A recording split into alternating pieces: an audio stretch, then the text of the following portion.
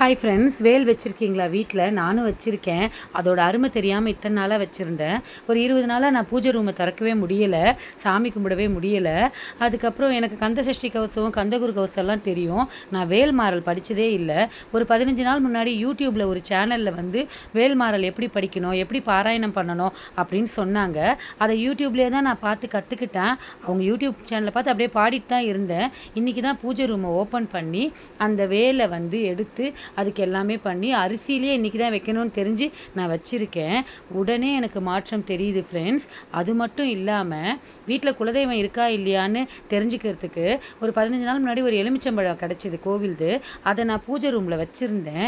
இன்றைக்கி திறந்து பார்த்தேன் பாருங்கள், அந்த பழம் அழுகலை, எதுவுமே ஆகலை, அப்படியே உணர்ந்து தான் இருந்தது, ட்ரையாக தான் இருந்தது. ஸோ இது மூலிமா நம்ம வீட்டில் குலதெய்வம் வாழ்ந்துட்டு தான் இருக்குன்ற ஒரு சந்தோஷம் எனக்கு கிடைச்சிது ஃப்ரெண்ட்ஸ். நீங்களும் இதை உணர்ந்திருக்கீங்களா?